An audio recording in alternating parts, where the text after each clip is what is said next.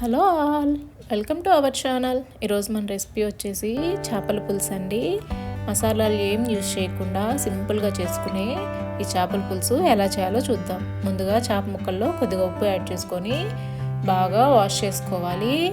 ఇలా వాష్ చేసుకోవడం వల్ల నీచు వాసన ఉండదండి. ఇలా ఉప్పుతో 2 సార్లు వాష్ చేసుకున్నాక ఇందులో ఒక గ్లాస్ బటర్ మిల్క్ యాడ్ చేసుకొని ఒక 2 మినిట్స్ అలా వదిలేయాలి. ఇంకేమైనా కొద్దిగా నీచు వాసన ఉంటే కంప్లీట్గా పోతుంది. ఇలా నీట్గా క్లీన్ చేసుకున్నాక ఒక గిన్నెలోకి ఒక పెద్ద నిమ్మకాయ సైజ్ అంత చింతపండుని కొద్దిగా వాటర్ వేసుకొని నానబెట్టుకోవాలి. ఇప్పుడు స్టవ్ ఆన్ చేసుకొని ఒక ప్యాన్ పెట్టుకుందాం. అందులోనే 2 టేబుల్ స్పూన్స్ ఆయిల్ యాడ్ చేద్దాం. ఆయిల్ కొంచెం హీట్ అయ్యాక ఒక 2 ఉల్లిపాయల్ని ఇలా సన్నగా తరుక్కొని వేసుకుందాం. ఉల్లిపాయలు బాగా ఫ్రై అవ్వనివ్వాలి. ఉల్లిపాయలు ఫ్రై అయ్యాక మనం వాష్ చేసి పక్కన పెట్టుకున్న చేప ముక్కల్ని ఇందులో యాడ్ చేసుకుందాం.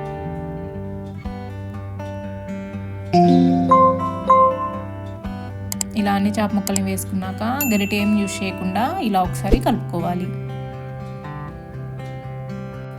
ఇప్పుడు ఇందులో 2 స్పూన్స్ కారం,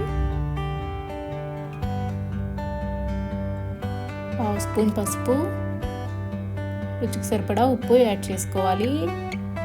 ఈ చేపల పులుసుకి సాల్ట్ కంటే కల్లుప్పు అయితే టేస్ట్ బాగుంటుంది.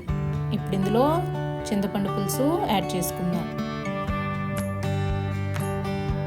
తర్వాత ముక్కలు మునిగేటట్టు వాటర్ కూడా యాడ్ చేసుకొని మంటని మీడియం ఫ్లేమ్లో పెట్టుకొని ఒక 20 మినిట్స్ కుక్ చేసుకుందాం.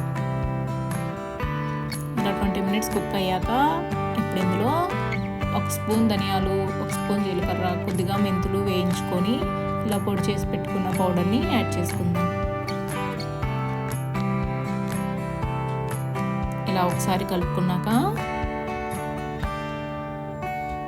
ఫైనల్గా ఇందులో సన్నగా తరుక్కున్న కొత్తిమీరను కూడా యాడ్ చేసుకొని ఇంకొక 5 మినిట్స్ కుక్ చేస్తే టేస్టీగా ఉండే చేపల పులుసు రెడీ.